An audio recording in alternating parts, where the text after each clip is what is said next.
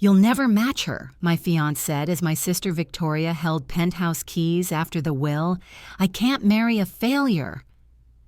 He left me in the rain. A hidden basement latch revealed my $300 million inheritance. I sit in a worn armchair in Mr. Green's notary office and try not to look at Victoria.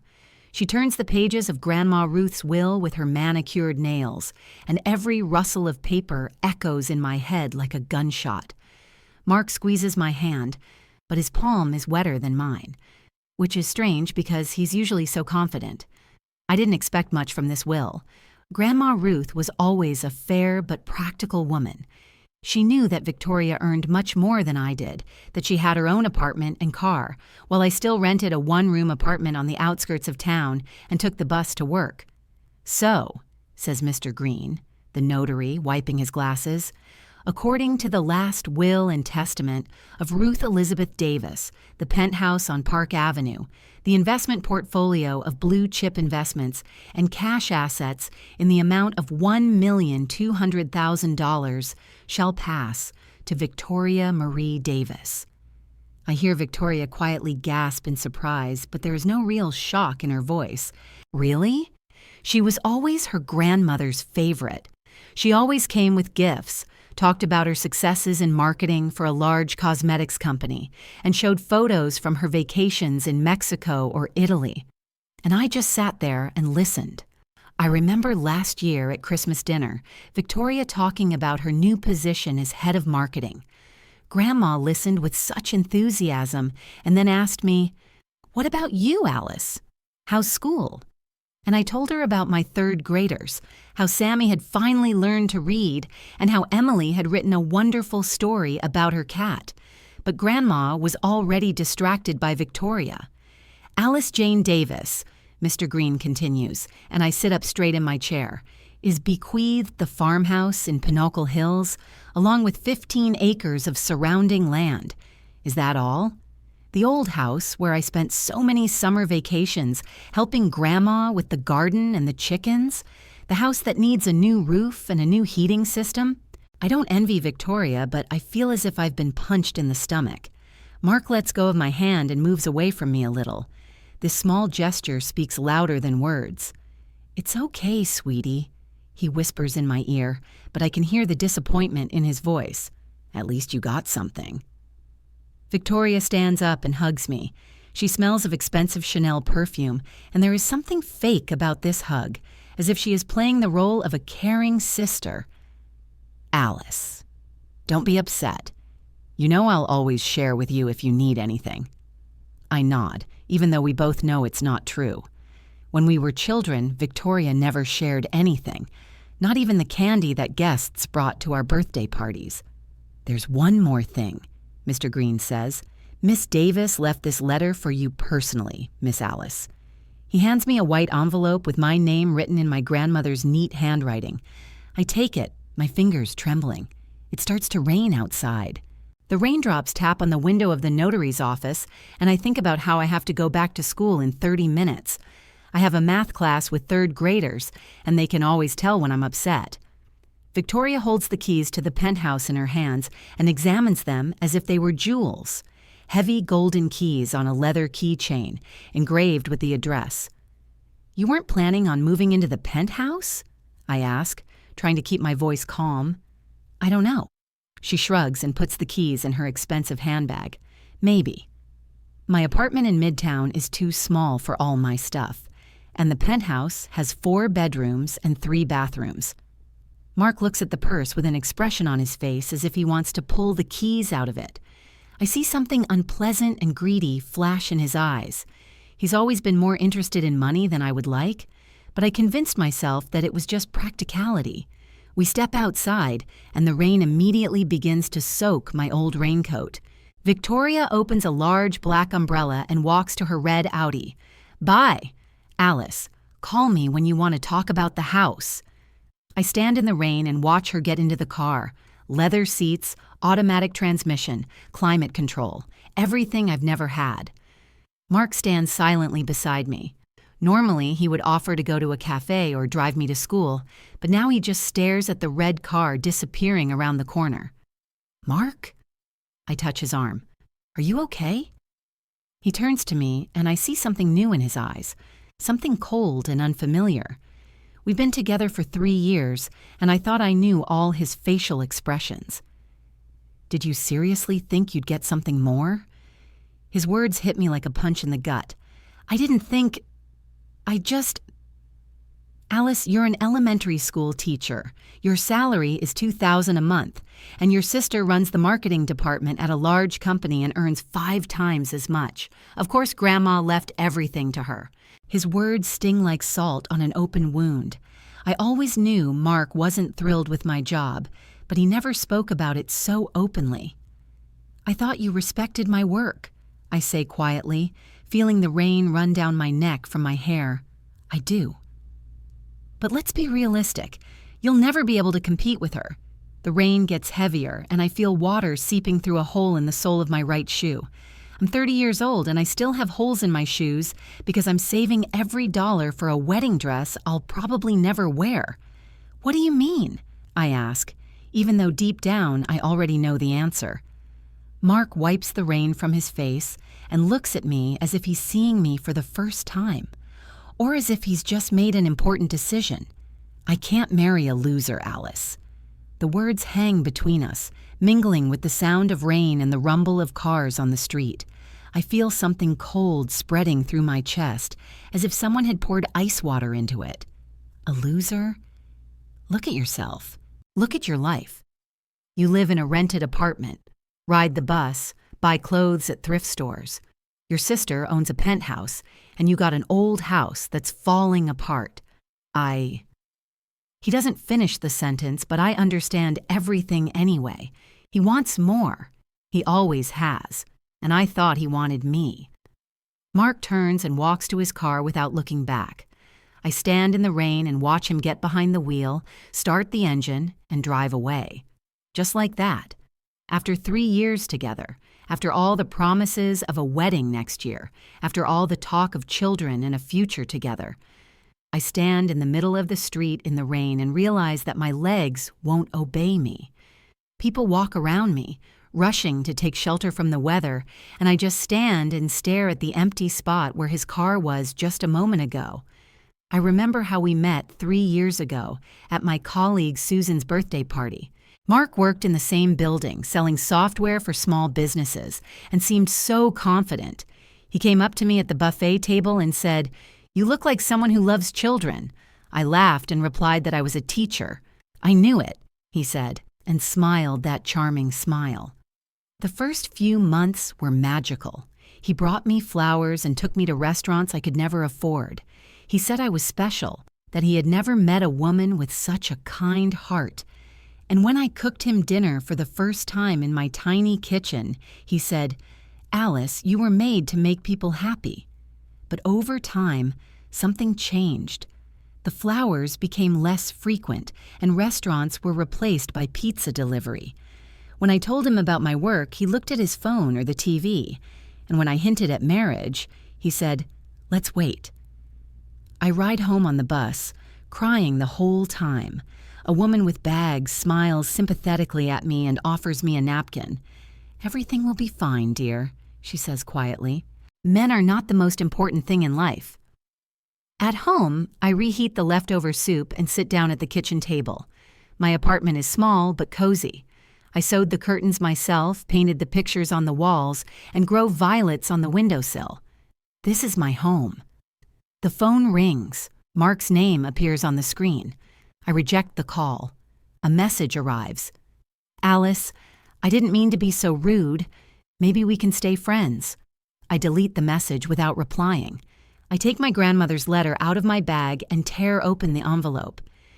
"My dear Alice, if you are reading this letter, it means I am no longer here. I know you may be upset about the will. I know Victoria got more, but I want you to know that the farmhouse is special. Your grandfather and I spent the happiest years of our lives there. This house has secrets that you will surely discover when you are ready. remember that true wealth is not always what lies on the surface. I love you, my dear girl. Your grandmother, Ruth. Tonight I will go to the farmhouse to see my inheritance. Maybe there I'll figure out what to do next. The farmhouse looks even more neglected than I remembered. The paint is peeling off the wooden walls, and the porch is sagging on one side. I park my rental car near the old oak tree and sit behind the wheel for a few more minutes, trying to gather my thoughts. The last time I was here was at my grandmother's funeral a month ago, but then the house was full of people, flowers, and food. Now it seems empty and lonely. The front door key has always been under an old clay pot with geraniums on the porch. I find it in its usual place and open the creaky door. The smell of old wood, lavender, and something else I can't quite identify envelops me. It's the smell of my childhood, of summer vacations when I helped my grandmother pickle cucumbers and pick apples. I walk into the living room and turn on the light. An old lamp with a flower-patterned lampshade illuminates the familiar surroundings. A worn plaid sofa where I used to read books on rainy days. A wooden table where we played checkers. Shelves with books and old photographs. On the mantelpiece is a photograph of my grandmother and grandfather on their wedding day. They look so young and happy. I walk through the rooms, touching things that remind me of carefree days. In the kitchen, there is still an old stove on which my grandmother used to cook the most delicious pancakes in the world. In the bedroom, her scent lingers, a mixture of roses and old books. I sit on the edge of her bed and read the letter again. There are secrets in this house that you will surely find when you are ready. What did she mean? I know this house like the back of my hand. Every creaky floorboard, every crack in the walls. What secret could there be? I start at the top floor, methodically searching every room.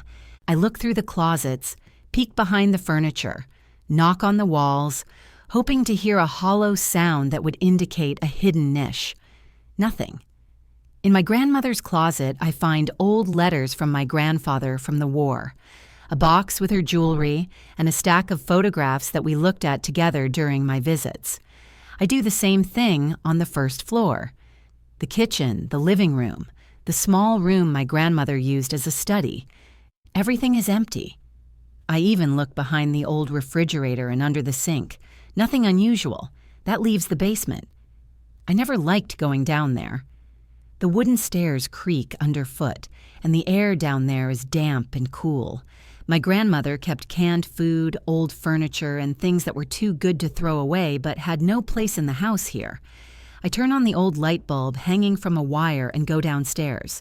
The basement is small, maybe 4 by 5 meters. Along the walls are shelves with jars of jam and pickles, and near the east wall is my grandfather's old workbench with rusty tools. In the corner are boxes stacked with various junk. I begin to systematically examine every corner. I move the boxes, look under the stairs, and tap on the walls. And then, when I knock on the western wall behind the old tool cabinet, I hear something strange. The sound is different, as if there is an empty space behind the wall. My heart begins to beat faster. I push the cabinet aside. It's heavier than I expected, and I have to strain. Behind it is a normal wooden wall, but when I look closer, I see that one of the boards sticks out slightly. When I press on it, it gives way easily. Behind the board is a small space, and in it is a metal safe the size of a microwave oven. On it is a 4-digit combination lock.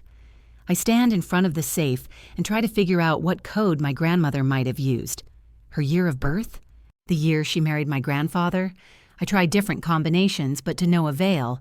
Then it hits me, my date of birth.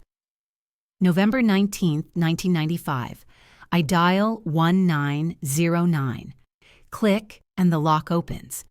Inside the safe is a folder with documents, an old photograph, and a small envelope with my name on it. With trembling hands, I take everything out and go upstairs to the kitchen, where the light is better. The first document is a certificate of incorporation for the Davis Family Trust, dated March 15, 2010. I read the text twice, 3 times, unable to believe what I see. The fund was established in the amount of $300 million. The beneficiary is Alice Jane Davis. The conditions for receiving the funds are reaching the age of 30. I turned 30 2 months ago. The documents describe in detail how this fund was formed.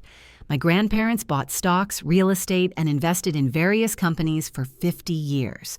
They lived modestly, but every dollar they saved worked for the future. For my future. I open the envelope. Inside is another letter from my grandmother, written in different handwriting, less steady, as if she wrote it when she was already ill. My dear Alice, if you are reading this letter, it means you have found my real gift. I know you're surprised and maybe even angry with me for hiding the truth, but I wanted you to grow up as a normal girl, not spoiled by money. Your grandfather and I always knew you were special, not because you are smart or beautiful, although you are both, but because you have a good heart. You are the only one of our granddaughters who never asked me for money. You came here simply because you loved me, not because you hoped to get something. Victoria is a good girl, but she always cared about what other people thought. She wants to live beautifully and is willing to work hard for it. That's why I gave her what she wants: status, a penthouse, money to show off. But I left the real wealth to you because I know you will use it wisely. This money is not just numbers in a bank account. It is freedom. Freedom to do what you love, to help those in need, to not depend on anyone. I trust you, my dear girl. Do with this money what your heart tells you to do. With love, your grandmother, Ruth. I sit in my grandmother's kitchen and cry. I cry out of gratitude, out of shock, out of the realization that my life has just changed dramatically. $300 million. I can't even imagine such an amount. I take out my phone and call the lawyer whose number is listed in the documents.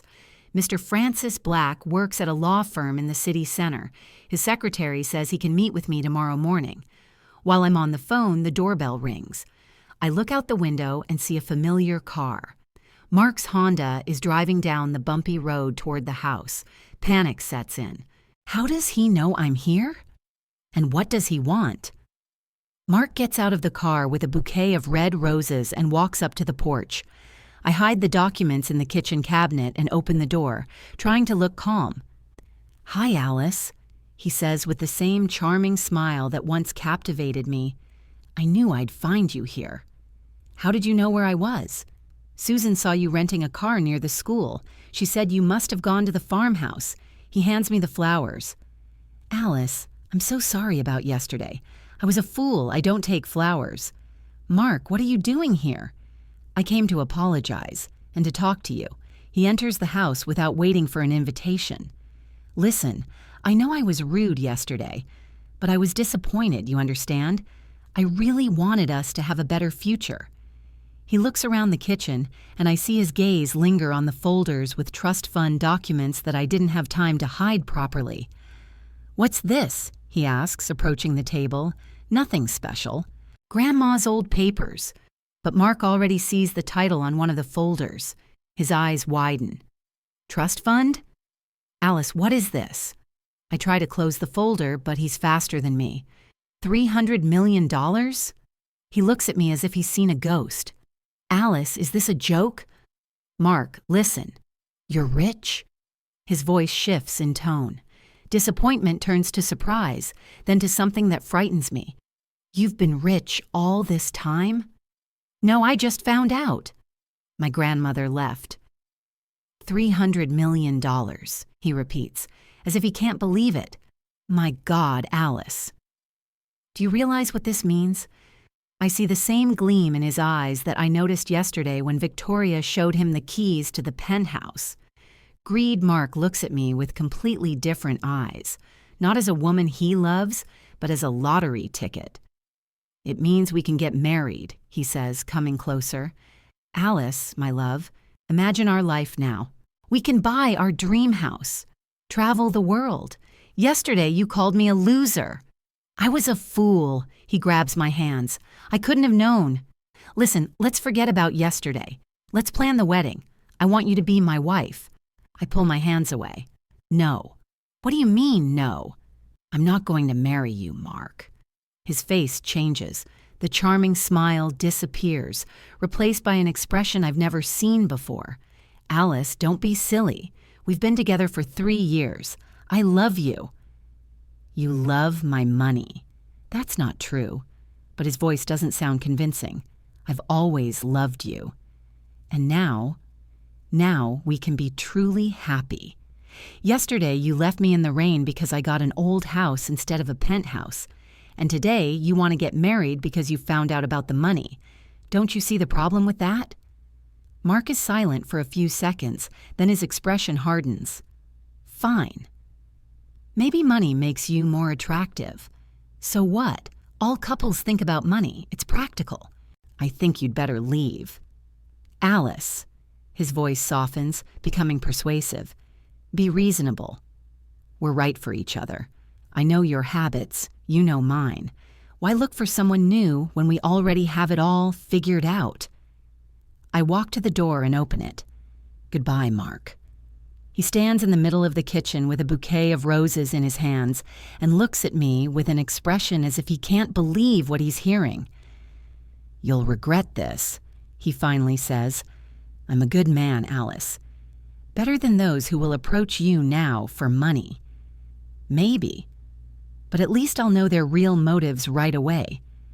Mark throws the flowers on the table and walks to the door.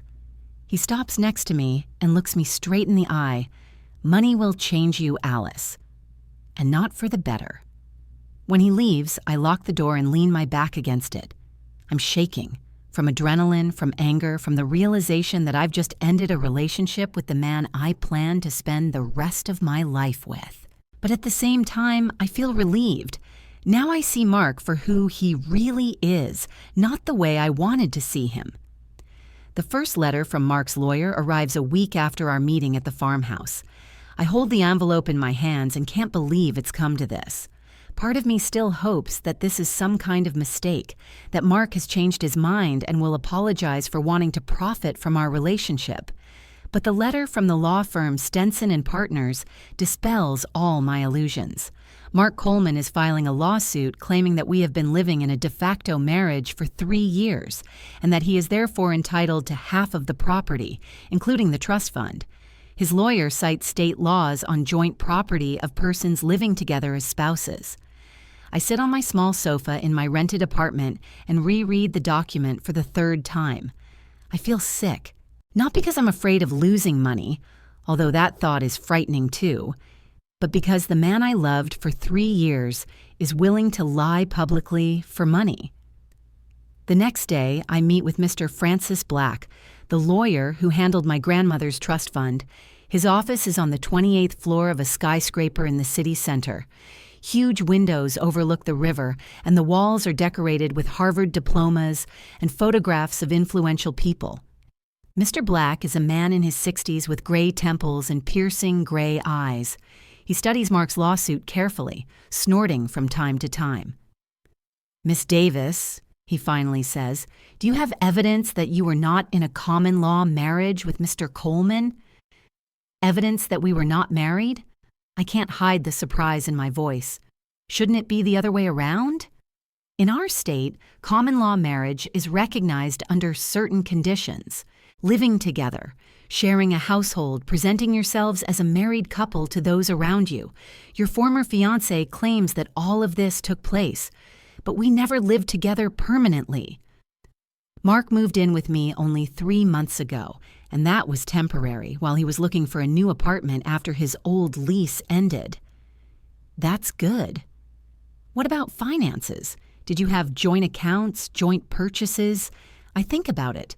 There were no joint accounts, that's for sure, but purchases. We sometimes bought groceries together, and I paid for his share when we went to restaurants because he often didn't have cash with him. Mr. Black writes something down in his notebook. How did you introduce yourselves to your friends? As a couple who were dating. He always said, my girlfriend instead of my wife, and I dreamed of a real wedding and talked about it all the time. That's very important. His eyes shine. Tell me about your wedding plans. And I tell him about how 2 years ago I started saving money for a wedding dress. how I showed Mark photos of dresses from magazines, and he just nodded and said, "Nice." How I dreamed of a ceremony in a small church outside the city where my parents were married. How Mark constantly put off talking about the wedding date under various pretexts. "Do you have witnesses to these conversations?" Mr. Black asks. "My friend Susan, I constantly discussed wedding plans with her. She even helped me choose flowers for the bouquet. Excellent." What did Mr. Coleman say about formalizing the relationship? The memory is painful. I remember that evening a month ago when I brought up the wedding again. We were sitting in my kitchen after dinner, and I was showing him a photo of the dress I had finally saved up to buy. Mark always said that we weren't in a hurry, that it was better to wait until we had more money. But when I insisted on a specific date, he got annoyed and said I was pressuring him. "Miss Davis, I have experience in such matters. From your story, it is clear that you were in a normal romantic relationship, not an actual marriage. But to be convincing, we need to gather testimony from people who knew you." I spend the next few days making phone calls. Susan agrees to testify. She remembers all my stories about wedding plans and how Mark avoided them. My colleague Jen also remembers how I complained to her that Mark didn't want to discuss the wedding date. The hardest part is calling Mark's parents. Mr. Coleman has always been kind to me, and his wife even helped me pick out a gift for Mark on his last birthday. "Alice," Mr. Coleman says when I explain the situation, "I'm sorry it has come to court. But I have to tell you the truth. Mark never referred to you as his wife. He always said, 'my girlfriend,' or 'the one I'm dating.' And when we asked about the wedding, he just shrugged his shoulders. It's a relief, but at the same time it hurts. It turns out that even Mark's parents knew he wasn't serious about our relationship. The court hearing is scheduled for the end of October. By then, I will have time to transfer the trust fund documents to my name and open accounts at a new bank. Mr. Black advises me not to flaunt my wealth until the case is closed. The less people know about your wealth, the better, he says. Cases like this tend to attract media attention. I continue to work at the school and live in my rented apartment as if nothing has changed. But in reality, everything has changed. Every morning I wake up knowing that I can afford anything. At the same time, looking at the hole in my shoe, I feel a strange comfort in the fact that I am still myself. A week before the trial, Victoria calls me. We haven't spoken since the reading of the will, and I don't know what to say to her. "Alice!" Her voice sounds concerned. "I heard about the lawsuit. Is it true that Mark wants half of your inheritance?" "How did you know?" "It's a small town. People talk. Besides, I saw the announcement about the court hearing in the newspaper. I didn't know such cases were announced publicly. I'm overcome with panic." "Can I come over?" Victoria asks. "We need to talk." She shows up an hour later with a bag of Chinese food and a bottle of wine. "Tell me everything," she says, setting the containers on my kitchen table. And I tell her about the farmhouse, the safe in the basement, the trust fund, about Grandma's letter and how Mark changed when he found out about the money. Victoria listens silently, only snorting occasionally. "What a jerk," she finally says. "Alice, I'm so sorry. Aren't you angry that I got more than you?" Victoria is silent for a long time, turning the wine glass in her hands. "At first I was," she admits. "When I found out about the trust fund, I was overcome with envy. I thought, why her and not me? But then I remembered everything my grandmother had written in her letter. What exactly? She left me a private note, too, about how I always wanted to look successful and you always wanted to be kind. And that kindness is more important than success." I'm amazed at my sister. We so rarely spoke honestly with each other. "You know," Victoria continues, "I've always envied you. Not for your money, but for how easy it was for you to be a good person. You help children learn to read. You care for others. You are genuine. And I am constantly playing the role of a successful woman, even when I just want to cry." She wipes her eyes with a napkin. "Grandma was right. You really deserve this money more than I do, and I will testify in your favor in court. This is unexpected support, and I feel tears welling up in my eyes. Thank you, I whisper. This means a lot to me. We're sisters, Victoria says, and it's time we finally acted like sisters. The court hearing takes place in an old courthouse with high ceilings and wooden benches. I sit next to Mr. Black and try not to look at Mark, who is sitting across the table with his lawyer, a young woman in an expensive suit. The judge, a stern-faced woman in her 50s, listens to the arguments of both sides. Mark's lawyer claims that my ex-fiancé and I ran a joint household, presented ourselves as a married couple, and planned a future together. She shows photos from parties where we are together and talks about how Mark helped me with household chores. Your Honor, she says, Mr. Coleman devoted 3 years to this relationship, counting on a future together. It is unfair to leave him with nothing just because the official marriage ceremony did not take place. Then Mr. Black takes the floor. He methodically refutes each argument. Your Honor, the facts prove the opposite. Miss Davis constantly insisted on an official wedding, while Mr. Coleman avoided it. Witnesses will confirm that he never introduced her as his wife. Moreover, they had no joint property. Even their bank accounts were separate. Mark's father is the first to testify. He looks uncomfortable, but he tells the truth. Mark never referred to me as his wife and avoided talking about marriage. Then Susan is called. She talks about my constant dreams of a wedding and how I complained about Mark's unwillingness to discuss a date. Alice always said she wanted a real church wedding, Susan testifies. She even showed me pictures of dresses and flowers. And when I asked when the wedding would be, she would get upset and say that Mark wasn't ready. The hardest moment is when they call me. I talk about our relationship, my dreams of a wedding, how Mark changed when he found out about the inheritance. Miss Davis, Mark's lawyer asks during cross-examination, is it true that you hid information about your wealth from Mr. Coleman? I myself didn't know about the trust fund until my grandmother died. But you knew your family was wealthy? No. My grandparents always lived modestly. I thought the penthouse and the stocks were all they had.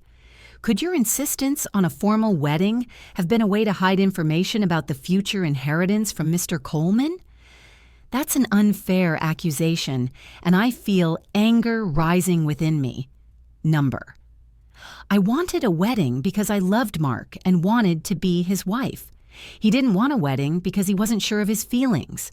Victoria is the last to testify. She talks about her grandmother's letter and how the inheritance was left to me because of my kindness, not because of any financial calculations.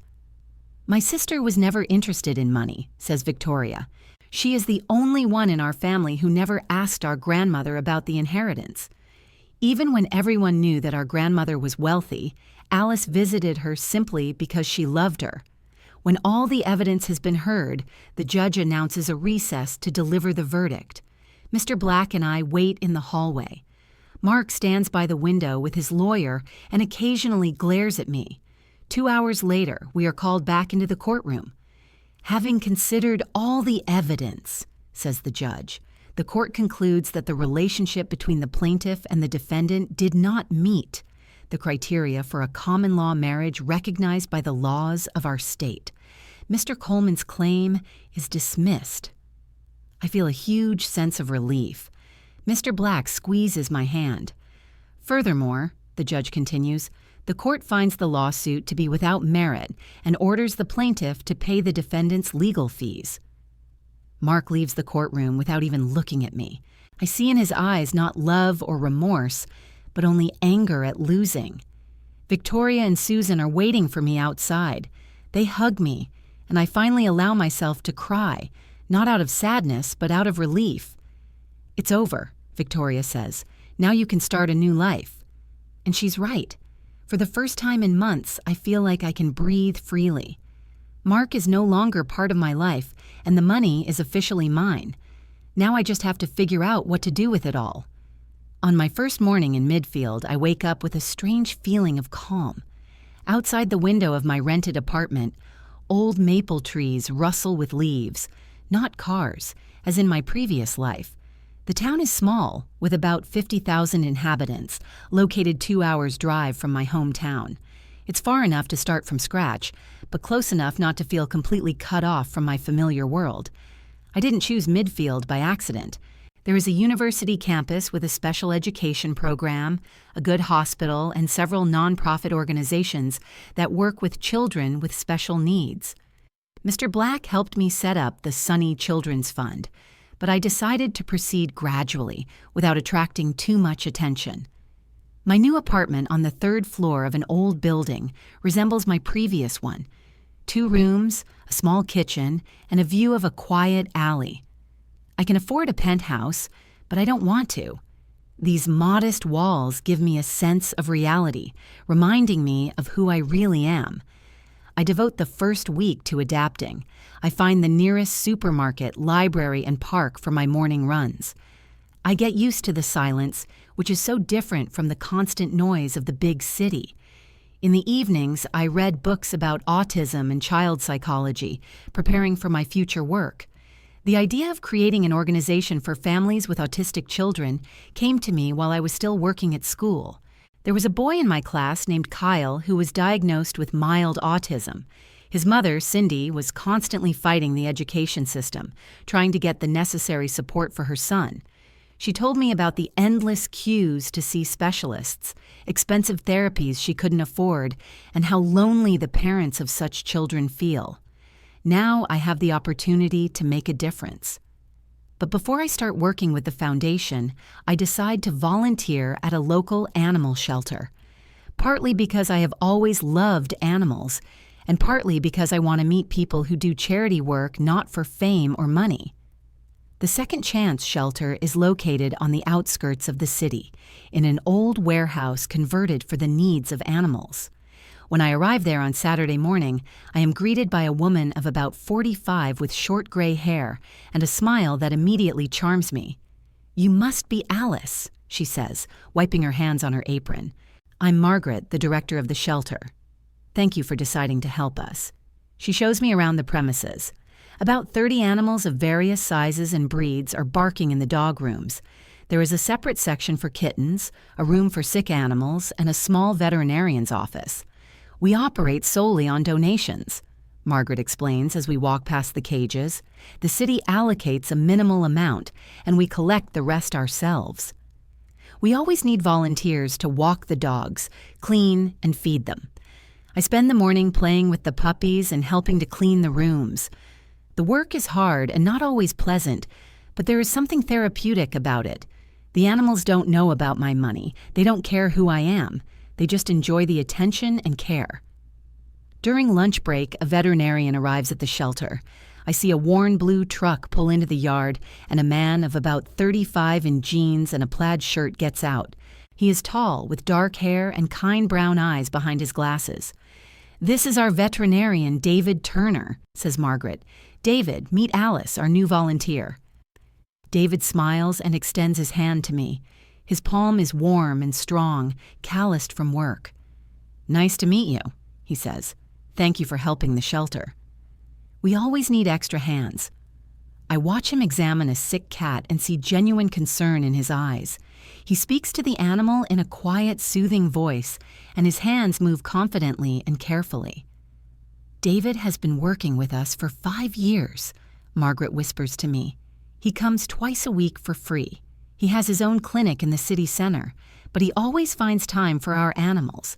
It impresses me. In a world where I have just learned how money can change people, meeting someone who spends their time for those who cannot pay is especially valuable. For the next few weeks, I come to the shelter 3 times a week. I gradually get to know the other volunteers. Rose, a retiree who knits sweaters for dogs, Jason, a student who dreams of becoming a veterinarian, and Tina, a housewife who brings her children to help with the puppies. David shows up every Tuesday and Friday.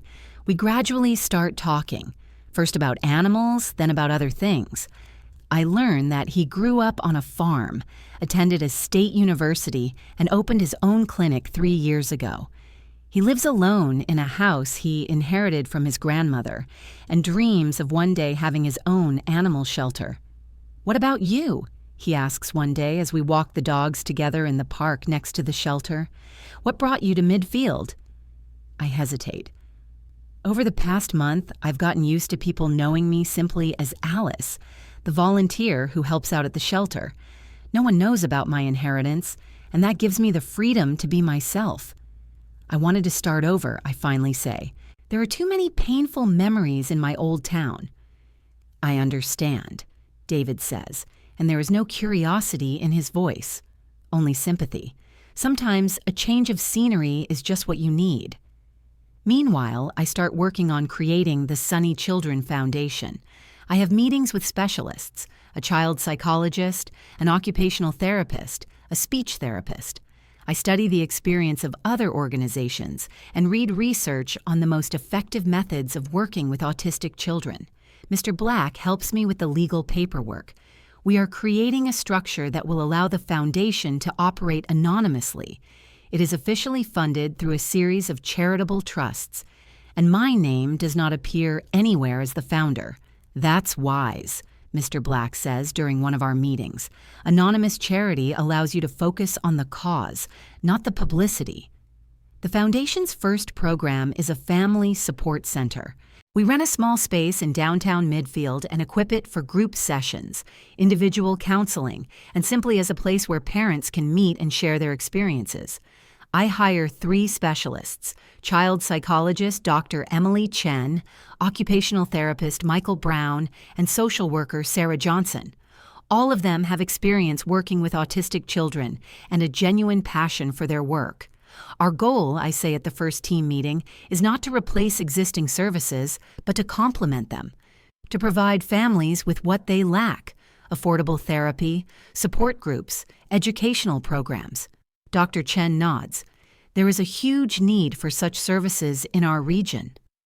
The waiting list for public specialists is 6 months long, and private therapy costs hundreds of dollars per session. All of our services will be free for families, I say. The foundation will cover all expenses. When the center finally opens in November, I feel both excitement and pride.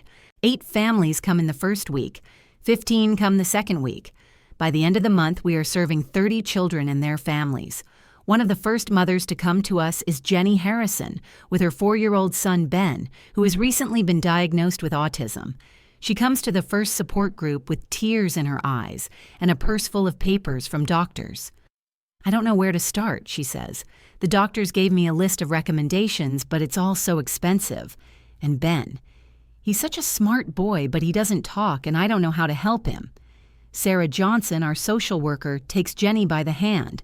"You're not alone," she says, "and we're here to help you and Ben." Over the next few months, I watch Ben gradually open up. At first, he hides behind his mother and doesn't look anyone in the eye. But thanks to Michael Brown's therapy, he learns to use communication cards. And in his sessions with Dr. Chen, he begins to say his first words. "Mommy," he says one day in December, and Jenny cries with happiness. Moments like these make all the work, all the meetings, all the endless planning worthwhile. Meanwhile, my relationship with David gradually deepens. We start meeting outside the shelter, going to the movies, walking in the park, drinking coffee in a small cafe in the city center. He tells me about his work, about his dreams of opening a large animal shelter. I listen and think about how easy it would be for me to help him, but for now, I keep quiet. He is not rich. His clinic barely makes ends meet, and he spends most of his profits on free help for the shelter. But he has something that Mark didn't have: sincerity, kindness, genuine concern for others. One evening in December, as we sit in his living room by the fireplace watching an old movie, he suddenly turns off the TV and turns to me. "Alice," he says seriously, "I want to ask you something." My heart skips a beat. Has he found out about my money? "I know you moved here to start a new life," he continues, "and I don't want to pressure you. But I think there's something special between us." I look into his eyes and see the same sincerity I saw on the first day we met. "I feel the same way," I say quietly. "Then can I kiss you?" It's so different from Mark, who just took what he wanted. David asks for permission. He respects my consent. I nod, and he gently touches my lips. The kiss is soft, tender, full of emotion, not just physical attraction. When we pull away from each other, I realize that I'm falling in love. For the first time since Mark, I feel like I want to open my heart to someone. But at the same time, I'm scared of what will happen when he finds out about my money. Will he change, like Mark did? Will I start to see greed in his eyes instead of love? "What are you thinking about?" David asks, touching my cheek. "How happy I am," I say, and it's true. At least partly. I can only hope that this happiness won't be destroyed when he finds out the whole truth about me.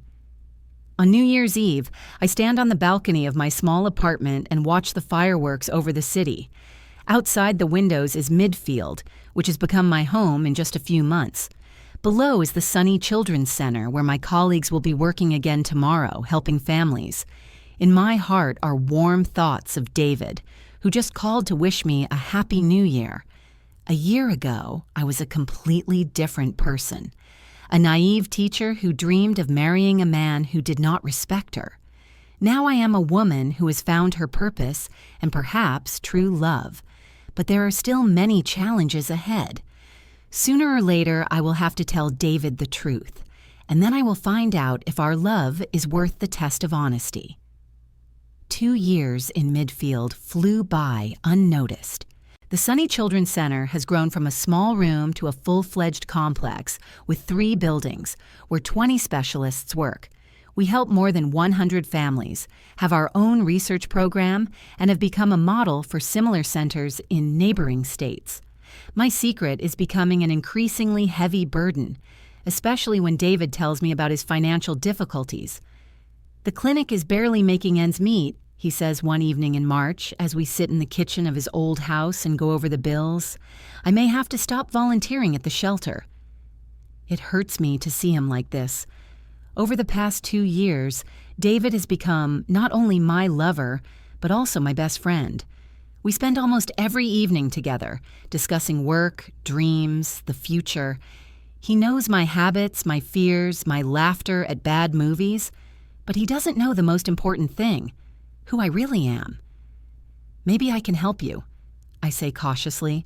"Alice, you already help more than you realize." He smiles and touches my hand. "Just having you around makes everything easier." His sincerity makes my lie even more painful. Last year, David proposed to me. It was at the shelter, surrounded by the dogs and cats we both love. He took out a simple ring with a small diamond and said, "I know I don't have as much as I would like, but I can offer you my whole heart." I said yes, crying with happiness and guilt at the same time. We got engaged, but we haven't set a wedding date. I say I want everything to be perfect, but in reality, I'm afraid of the moment when I have to sign the papers and disclose my financial situation. Meanwhile, the Sunny Children's Center is attracting media attention. A local newspaper writes an article about our programs, and then a state television channel notices us. Journalists want to interview the anonymous benefactor who finances the center, but Mr. Black helps me avoid the attention. "Sooner or later," he says during one of our phone conversations, "you'll have to go public." Projects like this can't be kept secret forever. He's right, especially when I decide to expand the program to 3 neighboring states. This requires the creation of a large organizational structure and inevitably draws attention to me as the project leader. The turning point comes in May, when local journalist Tom Richardson starts digging deeper. He calls me and says he wants to write a major piece on the funding of nonprofit organizations in the region. "Ms. Davis," he says during our meeting at a cafe, "I've done some research and found that the Sunshine Children's Center receives funding through a network of trust funds, all of which lead back to one person, you." My heart skips a beat. I don't understand what you're talking about. The Davis Family Trust, the Hope for Children Foundation, the Future Charitable Foundation. They're all connected to you. You're a very wealthy woman, Ms. Davis. Why are you hiding this? I realize the game is over. In a week, his article will be published, and everyone will know the truth, including David. That evening, I go to David's house with the firm intention of telling him everything. I find him in the garage, where he is repairing an old medical cage for the shelter. His sleeves are rolled up, his forehead is sweaty, his hands are covered in grease. He looks so ordinary, so real. "David," I say, and he hears something in my voice because he immediately straightens up. "What's wrong? You look like you've seen a ghost. We need to talk." We go into the house, and I sit across from him at the kitchen table, the same place where we kissed for the first time 2 years ago. "David, I haven't been honest with you," I begin, my hands shaking. "There's something you need to know about me." He leans forward, concern appearing in his eyes. "Are you sick?" "No, I'm rich, very rich." He looks at me as if he doesn't understand my words. "What?" And I tell him everything. About my grandmother's inheritance, about the trust fund, about the $300 million, about Mark and the lawsuit, about why I moved to midfield and why I hid the truth. David listens silently. His expression changes from surprise to shock, and then to something that frightens me. Pain. 2 years, he says finally. "You lied to me for 2 years." "I didn't lie, I just didn't tell you." "It's the same thing, Alice." He stands up and starts pacing around the kitchen. "I told you about my debts, about how I couldn't afford the ring you deserve. And you sat there and listened, knowing you could buy my clinic and the whole neighborhood." There is no greed in his voice, only the pain of betrayal. "I was afraid you would change your attitude towards me if you found out." "Like your ex?" "Yes." David stops and looks at me. "So you thought I was like him?" "No. I knew you were different, but I was afraid." "You were afraid to trust me," he says quietly.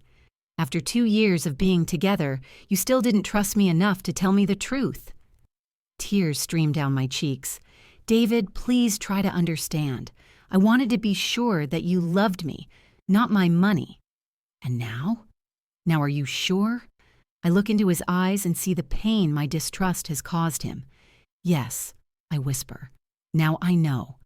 "It's too late," he says, and walks to the door. I need time to think about this. He leaves, and I sit in his kitchen and cry, not because I'm afraid of losing money or comfort, but because I might lose the only person who truly loves me. The next week is terrible. Tom Richardson's article appears on the front page of the local newspaper under the headline, "Mysterious Millionaire Funds Local Charity Programs." My phone won't stop ringing. Journalists, representatives of other nonprofit organizations, even strangers who want money. I take a leave of absence from my job at the center and hide at home. Victoria calls every day to support me. Mr. Black advises me to hire security and a press secretary. But the worst thing is that David doesn't call or come to see me. When I drive past his clinic, I see that the lights are on, so he's working, but he doesn't want to talk to me. A week after our conversation, I go to his clinic. The secretary says he's busy, but I wait in the reception area for 2 hours until the last patient leaves. "Alice," he says when he sees me. "What are you doing here?" "I missed you." He sighs heavily. "Come on, let's talk in my office." We sit down in his small office between the desk and the cabinet with animal medicine. "David, I know I hurt you, and I understand why you're angry. But I love you. That's the only thing that was true in everything that happened between us." "Do you know what hurts me the most?" he says, looking out the window. "It's not that you're rich. It's not that you could have helped me and didn't. It's that you didn't trust me.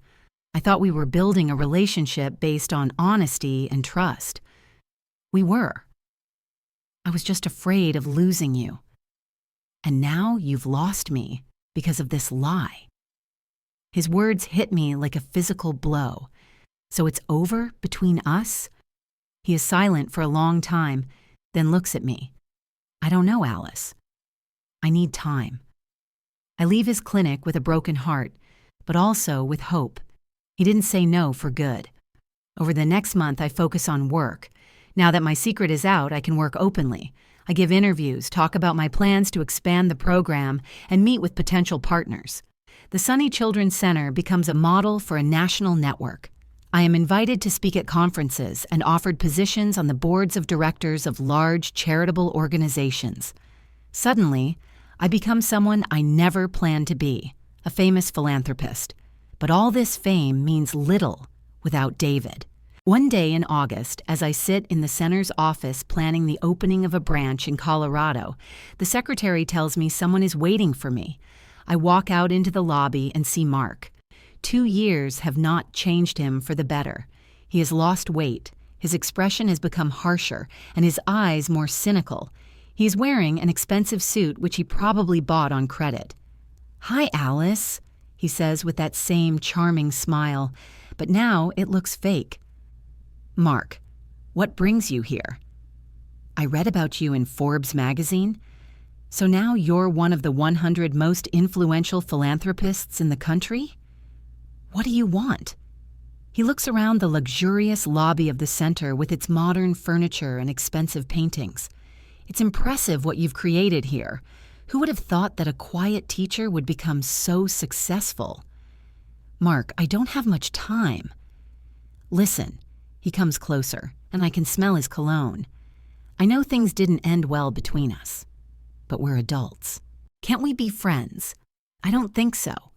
"Okay, then I'll get straight to the point. I have a business proposal, a startup in the field of special education technology, just what you're interested in. I need an investor with experience in this field." I can't believe his audacity. "Are you seriously here to ask me for money?" "Not asking. Offering a partnership. Think about it, Alice. Together we can create something great. Number. Won't you even consider the offer?" "No, Mark. And please don't come here again." I turn and walk back to my office, but I hear him shouting after me, "You'll regret this, Alice. You think money has made you better than me? But you're wrong." The security guard pushes him out of the building, and I sit in my office, trembling. Not from fear, but from indignation. Mark hasn't changed at all. He still thinks he can manipulate me. But at the same time, this encounter shows me how much I've changed. 2 years ago, I might have agreed to listen to him, felt sorry for him. Now I see him for who he is, a person who uses others for his own benefit. In the evening, when I return home, I see David sitting on the steps outside my door with a bouquet of wildflowers, the same ones we picked during our first walk in the park. "Hi," he says, standing up. "Hi, can we talk?" I open the door and we go into my apartment. It's strange to see him here after a month apart. "I heard your ex came by today," he says. News travels fast in a small town. "He wanted money." I refused. "I know. The shelter guard saw him being escorted out of the building."